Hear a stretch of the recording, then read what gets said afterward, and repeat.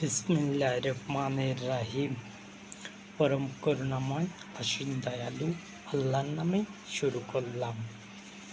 এই মানব জাতিতে আমার কথা নিশ্চয়ই উঠবে টিভি সেন্টারে, কিন্তু তোমরা যেই টিভি সেন্টার আমার কথা উঠাবে তাকে পুরস্কৃত করা হবে।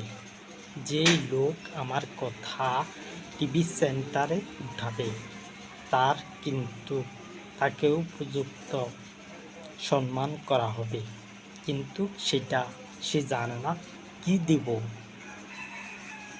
100 ভরি গহনার টাকা তাকে দেওয়া হবে আমার দল যদি ক্ষমতা আসে, কিন্তু তার ব্যাপারে অবশ্যই বলা হবে